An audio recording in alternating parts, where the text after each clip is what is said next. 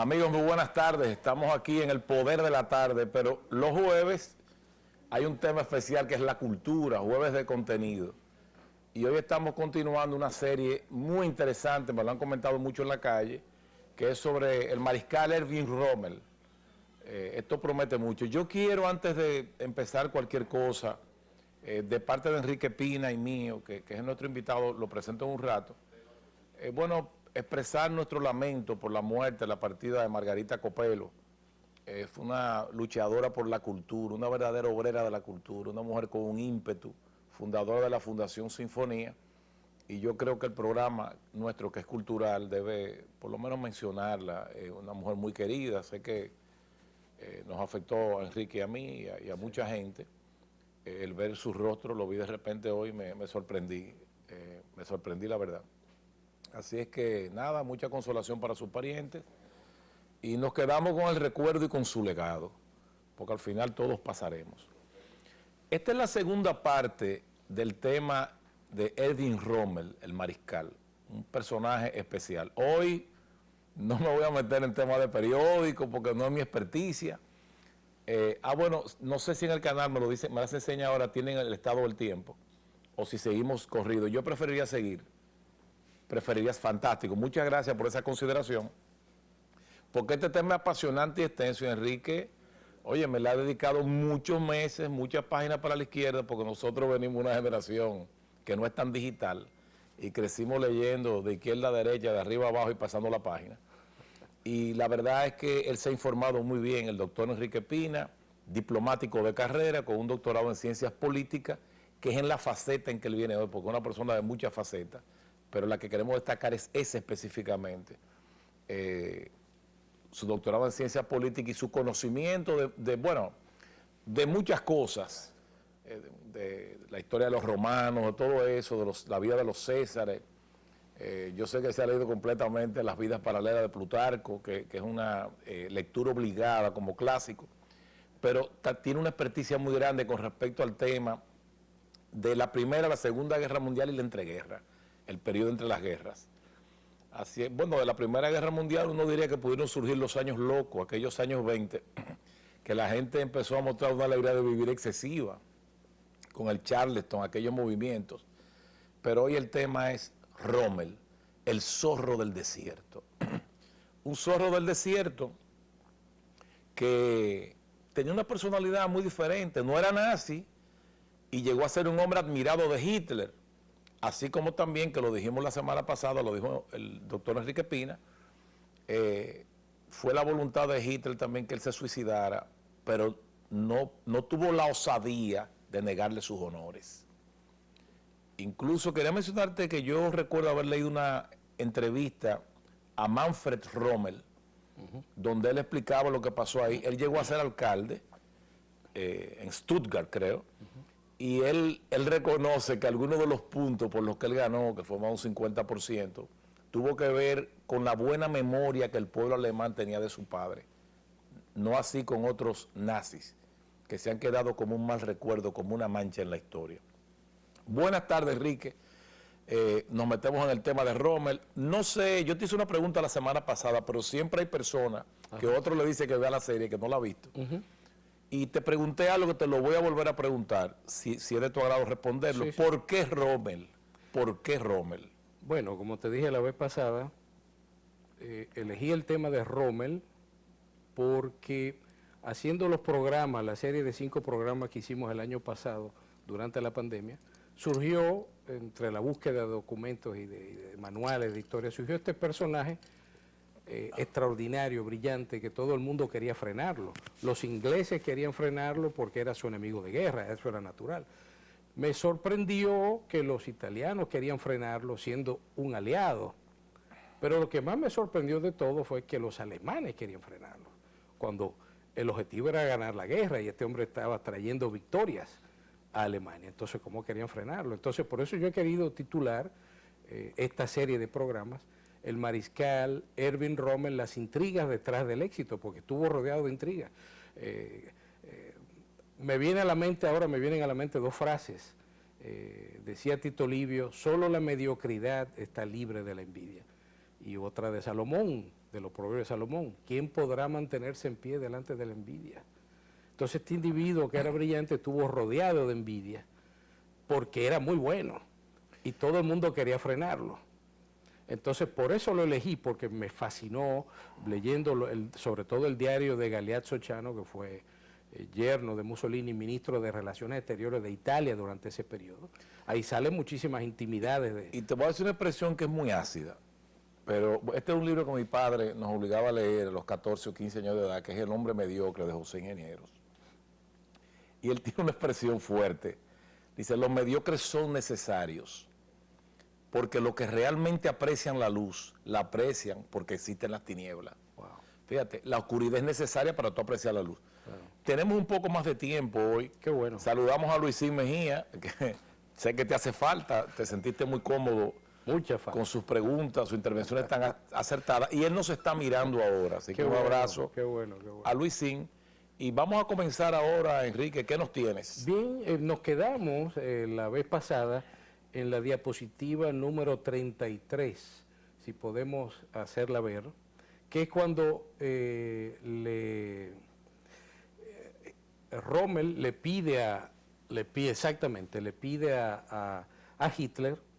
Rommel le pide a Hitler el comando de una división blindada. Pero esto es Mein Kampf, lo que sale. Bueno, sí, quiero recordar, porque ahí fue que nos quedamos, quiero recordar que Hitler les regaló una copia del Mein Kampf que era escrito por Hitler, dictado a Rudolf Hess en la cárcel, y les regaló una copia de lo que era la Biblia. Mi lucha en castellano. Mi lucha en castellano, lo que era la Biblia de los nazis, el proyecto de...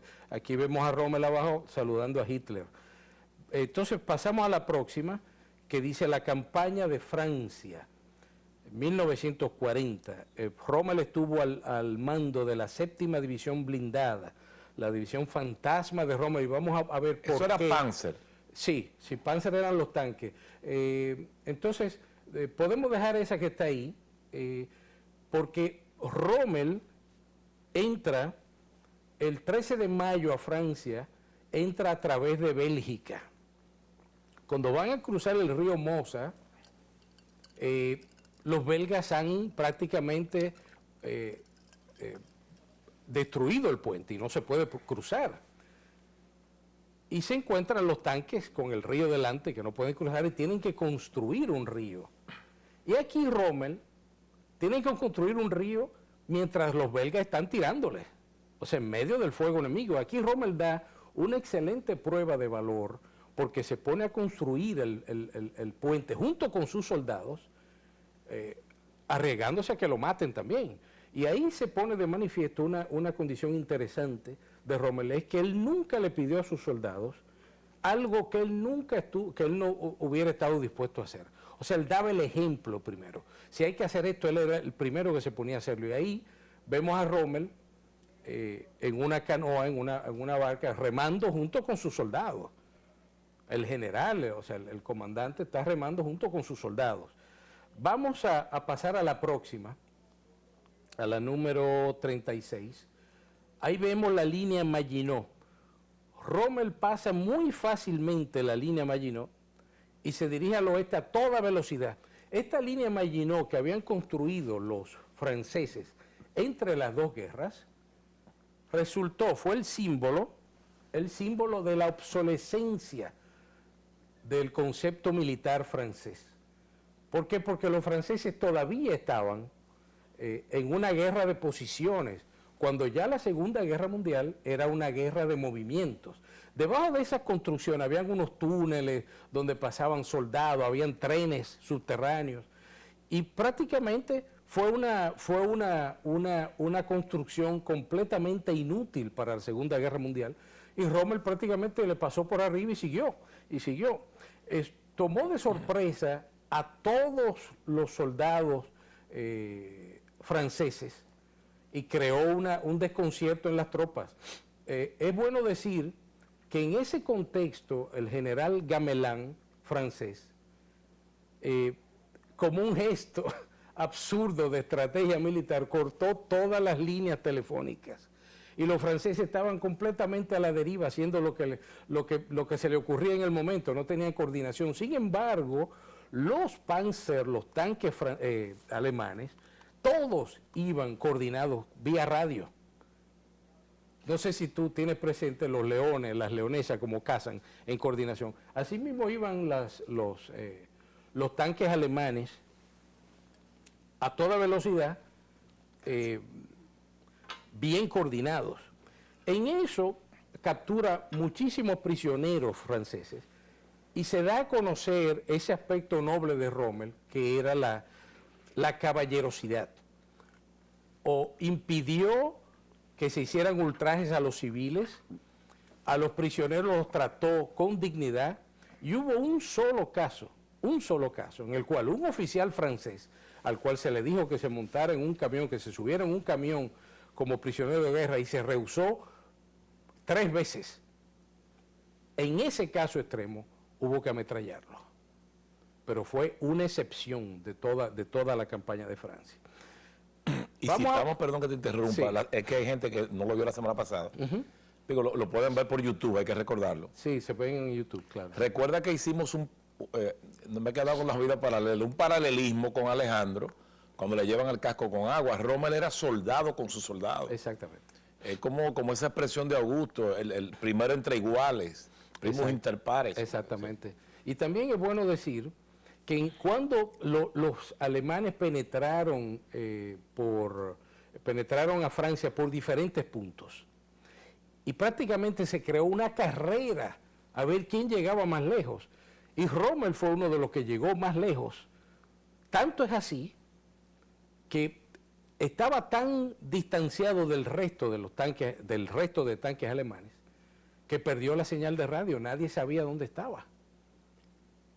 Y entonces cuando captura, vamos a ver la próxima diapositiva, cuando captura los generales franceses que se rinden ante Rommel, aquí vemos la imagen, los generales franceses le dicen a Rommel: oh, tú eras el joven general de esa división que tratamos de rodearla y nunca lo logramos.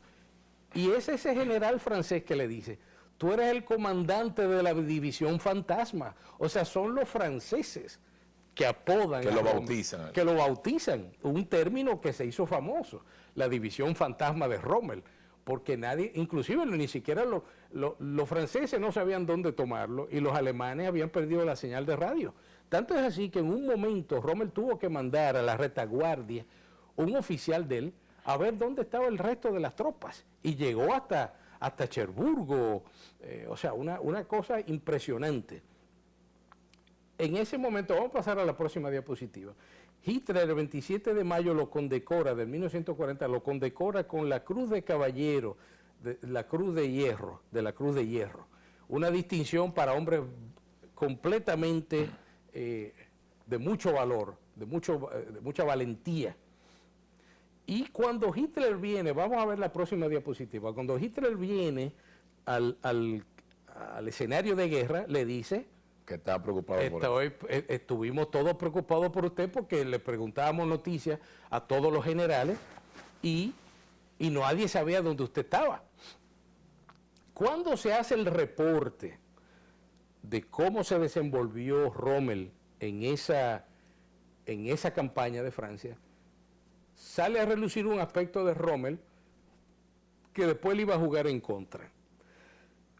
Primero, fama de impredecible, porque él hizo lo que él quiso, lo que le dio la gana él hizo. Él no siguió la estrategia trazada por los mariscales de campo, que eran los reales responsables.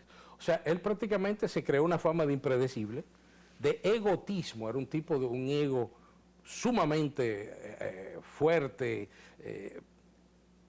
y eso creó un escepticismo. ¿No sería seguridad en sí mismo? No, había de todo, había las dos cosas. Y eso al alto mando alemán cayó mal. ¿Por qué? Porque en esa batalla él era un general simplemente. Los mariscales de campo que tenían en la mente todo el plan estratégico, veían en Rommel un individuo una variable incógnita prácticamente. Un astro con luz propia. Sí, pero un individuo que seguía su propio plan. Y de ahí empieza a quedarse la fama Rommel no solo... Pero mira lo raro, Enrique, él no era malo trabajando en equipo. No, lo que pasa es que él improvisaba, él pensaba que cuando una decisión había que cambiarla, él la cambiaba. Aunque Pero él creía en la sorpresa. Sí, claro, creía en la sorpresa, pero él pensaba que cuando había una decisión que cambiar en el campo, él la cambiaba, independientemente de la estrategia. ¿Tú ves? Entonces, los mariscales de campo, que eran Walter von Brauchitsch y Gerd von Rundstedt, que eran los reales responsables de esa campaña, pues dijeron, oye, pero este hombre, tú le confías algo y este hombre hace lo que quiere. Y eso fue, después vamos a ver cómo fue un arma de doble filo en la vida de Rommel, porque le traía victoria, pero le traía conflictos también. Vamos a pasar a la próxima diapositiva, por favor. El 22 de junio de 1944 se firma el armisticio. Aquí estamos viendo dos imágenes. La imagen de la izquierda, al fondo, es París. No sé si en televisión se ve claro, pero está muy difuminado al fondo. El arco de triunfo de Napoleón y los soldados alemanes entrando. En la imagen de la derecha, está a la izquierda en la foto de la derecha, está el mariscal Pétain, Philippe Pétain, y a la derecha está Adolf Hitler, dándose la mano antes de firmar el armisticio. Y es bueno recordar que ese armisticio se firmó en el mismo lugar, en el bosque de Compiègne, y en el mismo vagón donde se firmó la rendición de Alemania en la Primera Guerra Mundial. O sea, para... Reivindicaron la vergüenza. Exactamente, para los alemanes eso fue como ya, hemos cancelado la vergüenza de Versalles. Vamos a ver la próxima diapositiva porque es interesante ver. Aquí vamos a ver... Que Enrique, yo imagino, perdón, sí, que con esa derrota francesa y la firma del armisticio, Hitler tomó una popularidad tremenda en Alemania. Claro, eso lo vamos a ver ahora. Pero la popularidad viene por varios motivos. Aquí estamos viendo una foto de Rommel con una cámara fotográfica. Esa cámara fotográfica se la regaló el personaje que está a la derecha, que es Joseph Goebbels, ministro de la propaganda. Goebbels le dijo, mira Rommel, te voy a regalar esta cámara fotográfica. Toma todas las fotos que tú consideres interesantes. Y Rommel tomó un montón de fotos. Tanto es así, esas fotos sobrevivieron a la Segunda Guerra Mundial y hay una muestra en Londres de esas imágenes que Rommel tomó que se llama La guerra a través de los ojos de Rommel. ¿Ves?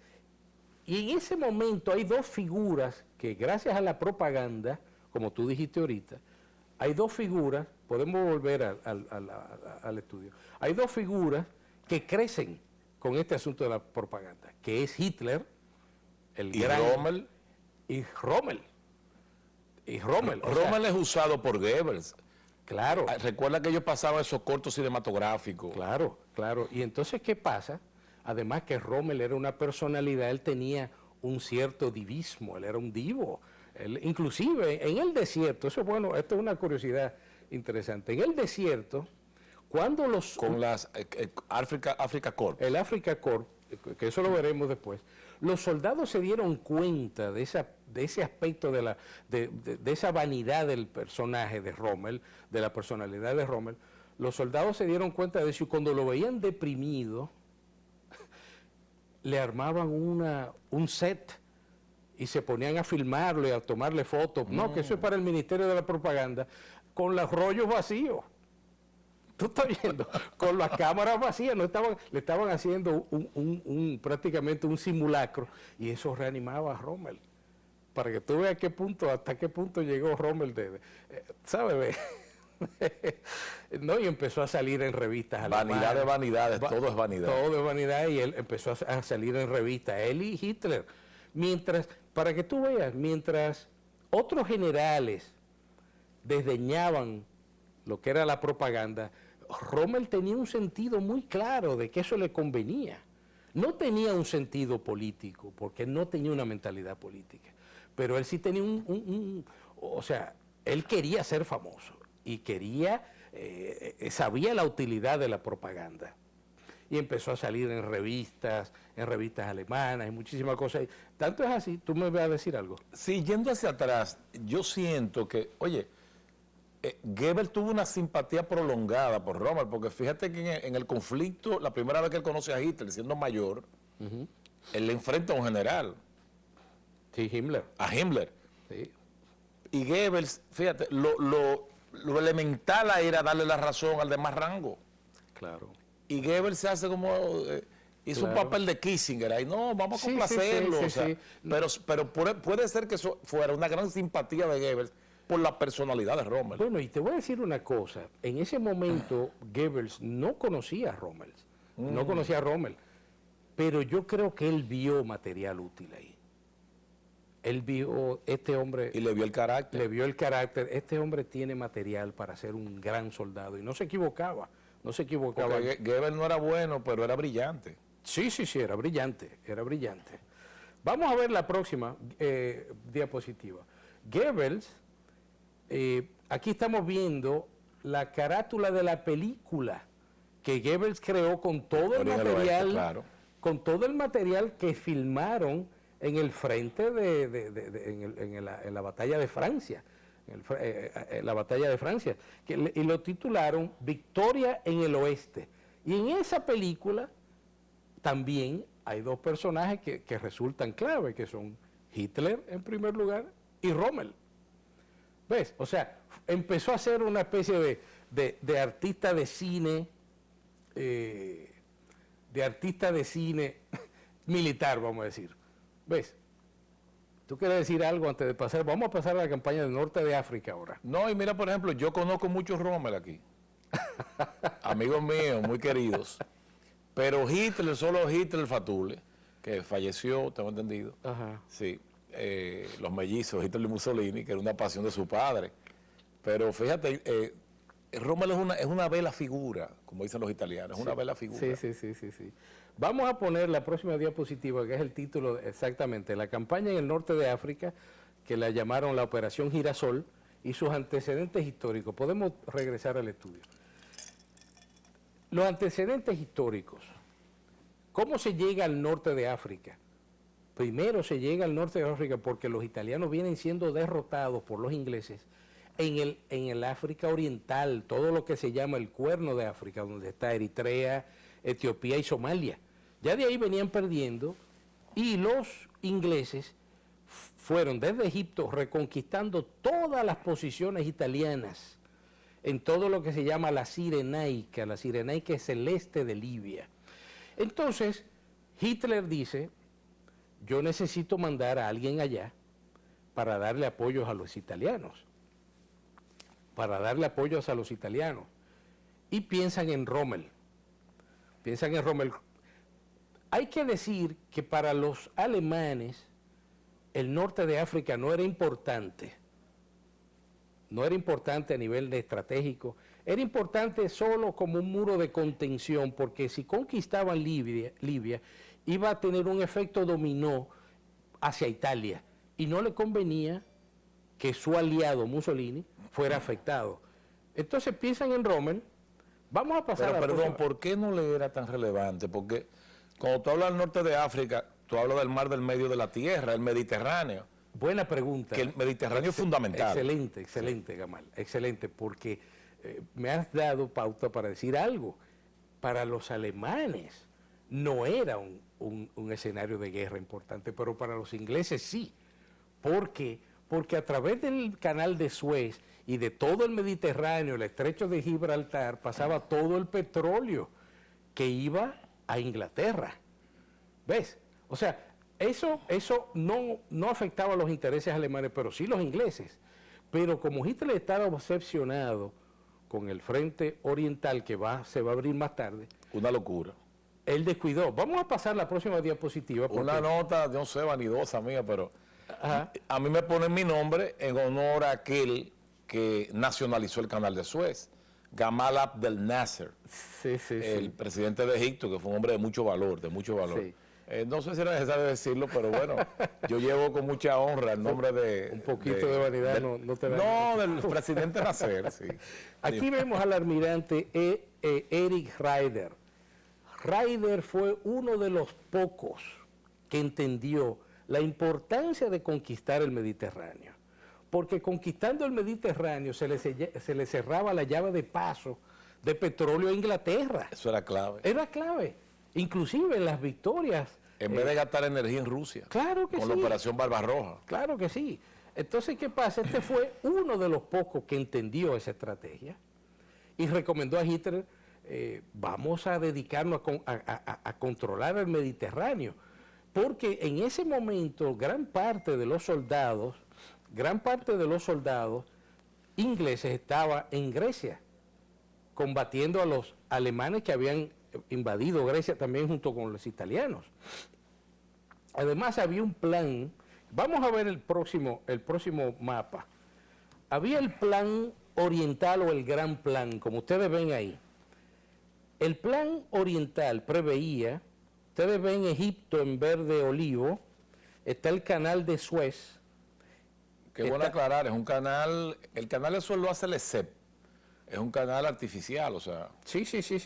Pero clave, clave. Claro, porque esa nacionalización de los egipcios fue clave también. Claro, además ustedes están viendo Egipto en verde olivo, está Turquía en rojo arriba.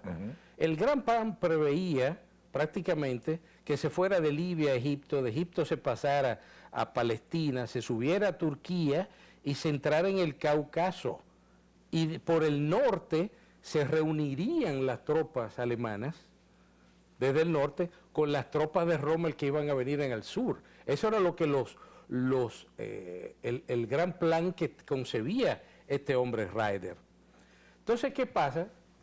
Prácticamente Hitler no estaba convencido de eso, teniendo una ocasión de oro. Podemos volver al estudio.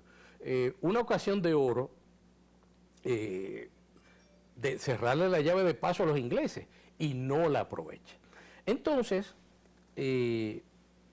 mandan a Rommel, aquí vemos, vamos a ver la próxima diapositiva.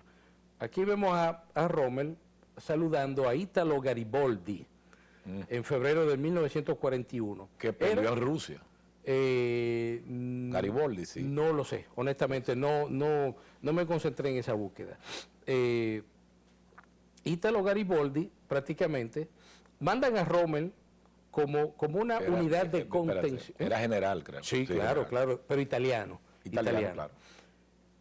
Aquí se da un caso muy interesante. Dice, pero ven acá, Halder, que lo vimos en el primer programa, para ponerle trabas a Rommel, se inventa un Estado Mayor italiano, que es el que está por encima de Rommel como jerarquía, para ponerle trabas. O sea, Rommel era un subalterno de los italianos, pero con una cláusula ambigua, era que podía contactar a Hitler directamente. ¿Qué pasaba? Que los soldados italianos eran 3/4 del ejército que estaba en el norte, en Libia. Y sin embargo, los alemanes, 1/4 del ejército, eran los que poseían los equipos más modernos. Y empiezan a tener, como te digo, conflictos. Rommel despreciaba al alto mando italiano. Él decía que los soldados eran un material noble, pero que los generales no servían para nada. Hay un pensamiento de Rommel. Rommel llegó a decir, el mundo admira al soldado alemán y los soldados alemanes admiran a los soldados italianos. Al soldado. Sí. No estamos hablando del alto mando, el caso de Garibaldi, por ejemplo. Sí. Entonces, ¿qué pasa? Rommel despreciaba el alto mando italiano. Se dio una ocasión en que invitaron a Rommel a cenar en el alto mando italiano y Rommel se quedó indignado, esa es la palabra, se quedó indignado porque mientras los soldados comían alimentos no de segunda, no de quinta categoría y monótono, esta gente tenían prosciutto, tenían mozzarella, tenían fruta, vino bueno, tenían una cava, tenían todo, vivían como reyes, alfombra. Y perdona, y los ingleses bien alimentaban a sus soldados. También, sí. Claro que sí.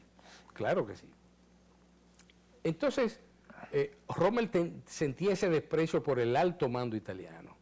Por el soldado italiano decían que era un material noble, que a él le hubiera gustado entrenarlos, a ellos, pero del alto mando no tenía ningún respeto. Vamos a pasar a la próxima diapositiva porque a Rommel le asignan como compañero en esa campaña a Rudolf Schmundt. Rudolf Schmundt era, como estamos viendo aquí, el ayudante militar de Hitler, que despachaba con Hitler todos los días. Y lo envían como una especie de espía. Y este hombre, cuando ve la dedicación de Rommel, lo brillante que era, lo esmerado que era en toda su estrategia, pasa de ser envidioso a ser aliado de Rommel y a reportar a Hitler, no, pero este hombre tiene un valor incalculable. Tú sabes, este es un hombre de mucho valor. No, Schmundt era general. Schmundt era general, era general. Y es uno de los que le garantiza acceso directo a Hitler.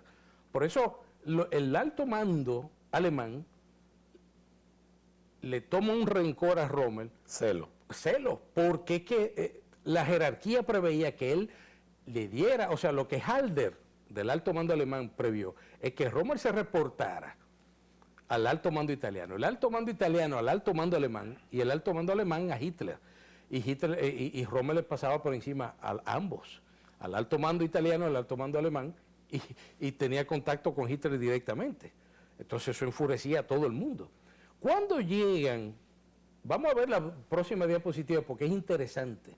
Cuando llegan los tanques a Trípoli, Rommel prepara una... en el Líbano ya. No, en Libia. En Libia, por Dios. En Libia. Cuando llega a Trípoli, prepara un desfile militar, pero con toda, para que tú veas que tenía un sentido de la propaganda, con toda la intención de confundir al enemigo. Primero fabricó muchísimos tanques falsos. Y estos tanques que vemos aquí, que esta fue una de las imágenes que más trabajo me dio encontrar. Aquí vemos... Perdón, es de Roma la imagen. No, son tanques. Hay un soldado tomando fotos. Pero lo que quiero es que se concentren en la imagen de la izquierda, porque ahí vemos los tanques dándole la vuelta a la manzana. Esos tanques le dieron no sé cuántas vueltas a la manzana y se regó el rumor de que había muchísimos tanques alemanes y no era verdad. Eran los mismos que le daban vuelta a la manzana. Y el desfile seguía por hora y por hora. Y se regó la voz de que los alemanes que el ejército era grandísimo. Vamos a ver la próxima. Pero ven acá, volvemos al estudio. Esa es una estrategia exactamente contraria a la de César en la guerra de las Galias. Exactamente. Que hizo aparentar que el campamento era más pequeño. Exactamente. Para que los galos los menospreciaran. Lo subestimaran, sí. Mira sí. Oye, la guerra es una cosa interesante. La guerra es un arte. Claro. Como lo fue la batalla, por ejemplo, de Canas, que pierden los romanos de Aníbal. No quiero meterme, me va a tentar, porque después, ¿por qué Aníbal no entró a Roma después de eso? No, está bien. Vamos a ver la próxima diapositiva, porque a pocas horas de la llegada se riega el rumor entre los ingleses de que los alemanes están extremadamente preparados. Aquí vemos, este símbolo se hizo famoso en la guerra del norte de África y quedó como símbolo para la posteridad. Es un dátil. Porque es una palma con la svástica. Ese es el símbolo del Afrika Korps de Rommel. Le cambiaron después a nombre a Panzer Armee, Afrika Armee, pero este fue el nombre que se quedó y que pasó a la posteridad. Sí, la fuerza, el cuerpo africano. Sí. Inmediatamente Rommel llega al norte de África, se dirige hacia el este, inmediatamente, y toma a los ingleses de sorpresa. Vamos a ver ahora la próxima, porque el 19 de marzo viaja a Berlín y Hitler lo condecora con la Cruz de Caballero con hojas de roble, un grado más que la Cruz de Caballero que le dieron en la campaña de Francia. O sea, vamos a ir viendo cómo va creciendo. El roble es simbólico de madera noble. Sí, exactamente. Cuando está en Berlín, habla con Halder y le dice, yo necesito 2 divisiones más para conquistar el canal de Suez. Halder se las niega, porque Halder le dice, tú estás ahí para una función defensiva y no ofensiva. ¿Cómo tú vas a resolver el asunto de los suministros moviéndote tan al este? Y Rommel le dice, la cuestión de los suministros es asunto tuyo. Y eso no le gustó a Halder. No le gustó y le niegan las dos divisiones. Y vamos a ver por qué se la niegan, porque Rommel no sabía lo que estaba pasando en Berlín. O sea, se estaba planeando la invasión a la Unión Soviética y como para Hitler, ese escenario del norte de África no era importante, sino el frente oriental hacia Rusia. ¿No sería de Hitler una ínfula de superar a Napoleón? Sí, tienes razón. Eso inclusive... Es que yo veo absurdo. Mira, fue el error de Napoleón y fue el error de Hitler. Bueno, déjame decirte que después se verá que cuando estaban ya con el problema del hielo y del invierno, los soldados alemanes hablaban, caramba, esperemos que no nos pase como le pasó a Napoleón. Y hay un diario de un soldado alemán que habla de eso, encontraron el diario.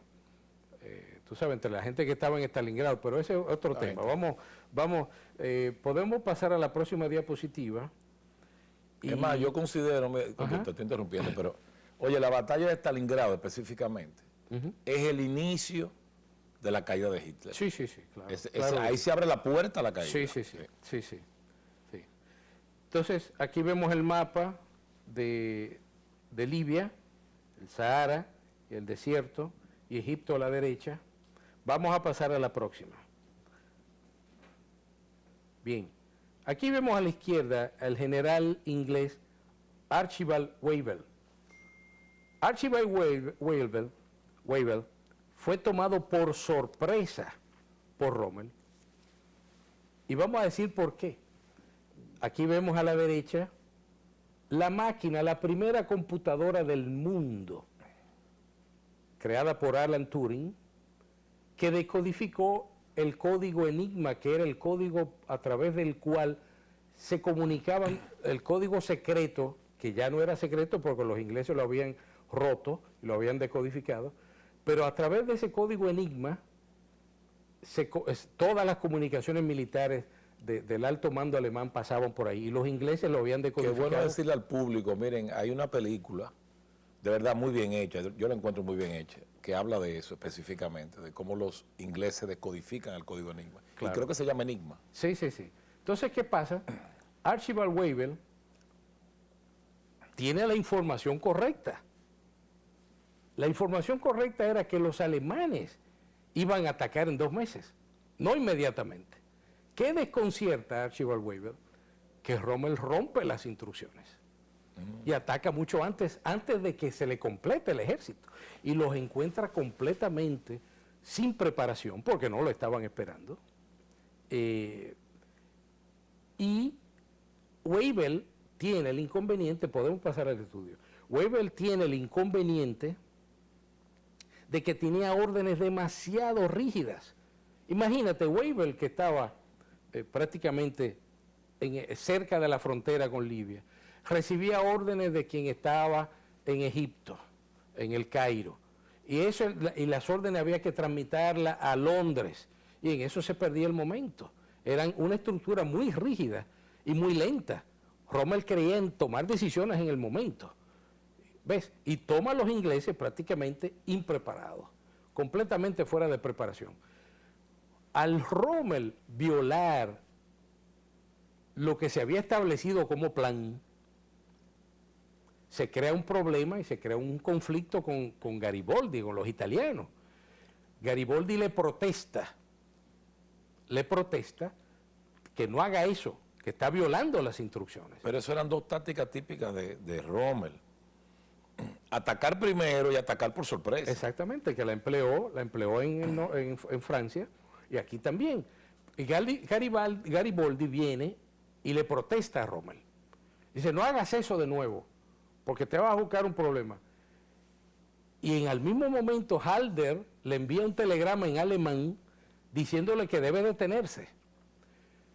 Y Rommel toma, oye qué habilidad, Rommel toma el telegrama en alemán, que dice que debe detenerse, que no debe proseguir. Y le dice lo Y contrario. le dice a Garibaldi, tengo un telegrama de Hitler que me autoriza a seguir adelante.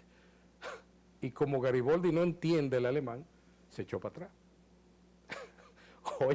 Oye la astucia. Ahora fue un atrevimiento. Un atrevimiento enorme, enorme. ¿Sabes? Vamos a ver la próxima diapositiva. Aquí los soldados alemanes se encuentran con una nueva realidad que no era nueva para los ingleses, porque los ingleses ya estaban en el desierto desde hacía mucho tiempo. Lo que vemos arriba, que se ve así anaranjado, es una tormenta de arena, muy frecuente en el desierto. Cuando venían esas tormentas de arena, la arena se metía por todos lados, afectaba las máquinas, los motores de los tanques, todo lo afectaba. Habían alacranes, animales exóticos, que los alemanes, imagínate, viniendo de un país frío, nunca habían visto un alacrán. Había, que no está ahí, un ejército de moscas por donde quiera. Pero en todo eso, Rommel se conquista la admiración de los soldados. ¿Por qué? Porque prácticamente ellos ven la dedicación, que pasa los mismos trabajos que ellos, que no se ausenta. Y hay otra cosa también, que tenía una vida modesta, sumamente espartana, y otra novedad que los alemanes descubren en el desierto, y es que en el día hacían 50 grados Celsius, un calor infernal, y en la noche la temperatura bajaba a 0. Por eso es que uno ve esos árabes en camello durante el día con una sábana de lana, y tú dices, ¿qué hacen esta gente con este calor enorme? Con una sábana de lana, y es que por la noche hay que abrigarse porque baja a 0 la temperatura. Otra característica muy interesante, vamos a ver la próxima diapositiva. Otra característica muy interesante de Rommel es la siguiente: una impecable concepción del terreno. Aquí lo vemos, ese avión que ustedes ven allá atrás, es un avión Torch. Era el avión que Rommel usaba para hacer vuelos de reconocimiento. Rommel tenía un increíble sentido táctico, porque él viajaba, hacía un vuelo de reconocimiento, y él ya viendo el terreno desde el cielo, decía, yo voy a hacer esto, yo voy a hacer esto, voy a hacer lo otro. Y no solamente eso, sino que él preveía, él decía, los ingleses, por este tipo de terreno van a hacer esto, esto y esto, y acertaba. O sea, tenía un conocimiento, anticipaba los pasos. Tenía intuición, entonces. Una intuición porque anticipaba muchas veces los pasos del enemigo. Y eso le daba una seguridad a los soldados, y una confianza que los hacía seguros de la victoria, ¿sabes? El 11 de abril, vamos a ver la próxima diapositiva. Aquí está Libia. ¿Verdad? Ustedes ven el puerto de Trípoli, que fue a la izquierda, a la izquierda en alto, que fue donde Rommel llegó, y él conquista todo ese terreno que va hacia la derecha, lo conquista el 11 de abril de 1941 con una impresionante velocidad. Todo ese terreno, el este de Libia, se le llama la Cirenaica, esto es para conocimiento didáctico, pero no conquista Tobruk, que ustedes lo ven, es el último punto que está a la derecha en el mapa. Yo creo que en televisión se ve mucho más grande como yo lo estoy viendo aquí. ¿Cuál era la importancia de conquistar Tobruk? En la frontera.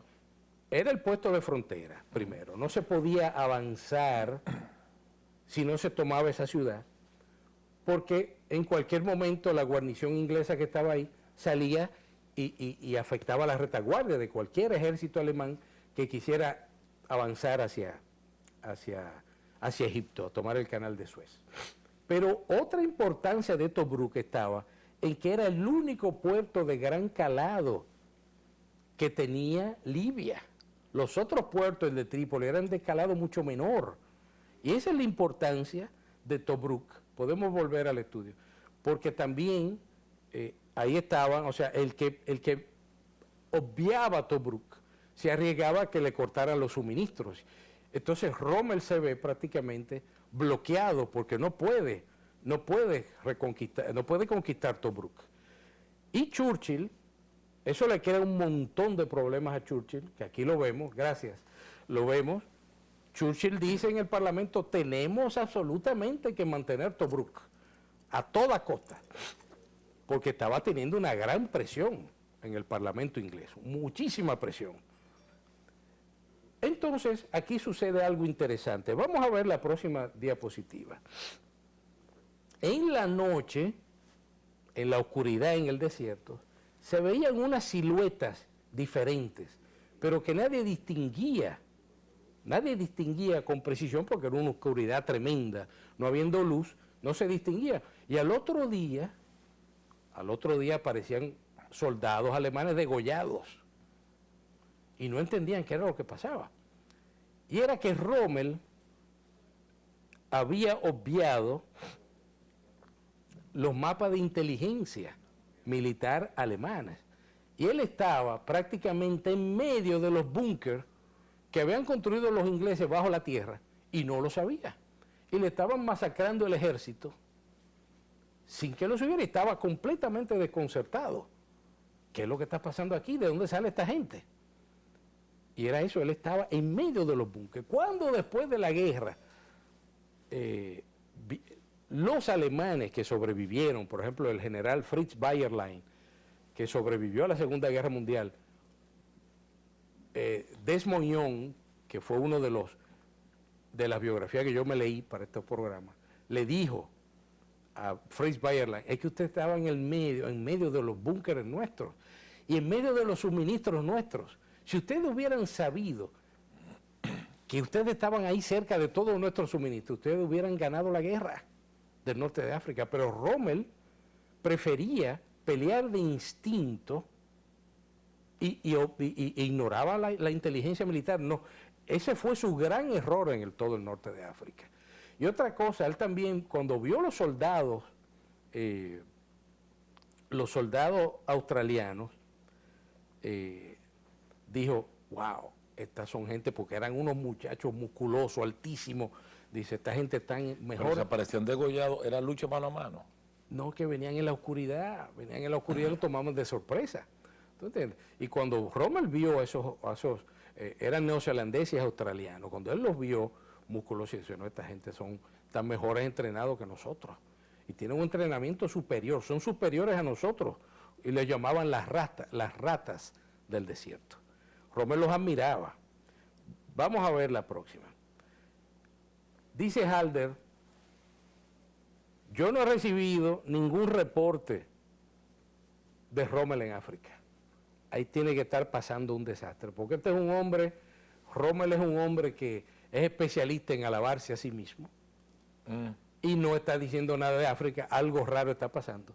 Halder es el de la derecha, que era del alto mando alemán, trabajaba con Hitler cotidianamente, y manda a Friedrich von Paulus, el famoso de Stalingrado, que era del mismo rango de Rommel, para ver qué está pasando en África. Y buen militar, sí. ¿Sí? Friedrich von Paulus, va y ve que efectivamente los ataques de Rommel eran desordenados, pero era brillante.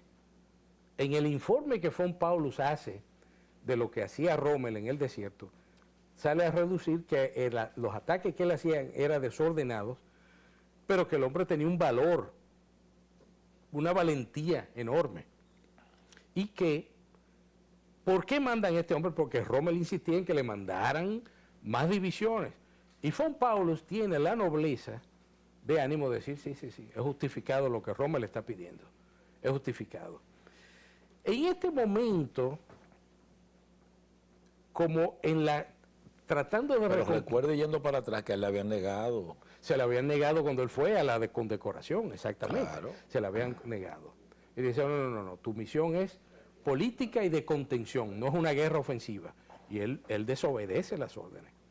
O sea, él fue víctima de una situación que él mismo creó. Le negaron armamentos, o sea, Claro, claro, suministro. 2 divisiones. Él pedía 2 divisiones. Dos solamente. divisiones. 2 divisiones Que solamente. no era nada del otro mundo para los alemanes. Nada. Pero en ese momento, tratando de tomar Tobruk, tiene muchísimas bajas. Muchísimas bajas. Y se crea una facción anti-Rommel, de generales anti-Rommel, que empiezan a escribir a Berlín. No, este hombre tiene un liderazgo errático, esto es un desorden. Y vamos a ver la próxima. Y Rommel entra en una crisis de nervios. Pero en una crisis de nervios por toda la mala fama de los generales alemanes que están protestando en contra de Rommel. Pero al mismo tiempo, para que tú veas cómo podemos venir al estudio de nuevo, al mismo tiempo, la fama de Rommel crece. En ese momento en que él está en crisis, crece. ¿Por qué crece? Vamos a ver de nuevo la misma diapositiva. No sé si tenemos que hacer una pausa. Vamos a hacerla ahora. Si la hacemos ahora. Vamos a hacerla ahora. Ok, vamos a una pausa, producción. Y Porque esto está muy interesante. Y nos quedamos en la misma diapositiva. Y retomamos el diapositiva. tema. Sí, en la misma de Rommel en diapositiva 59. Perfecto. Vamos a comerciales.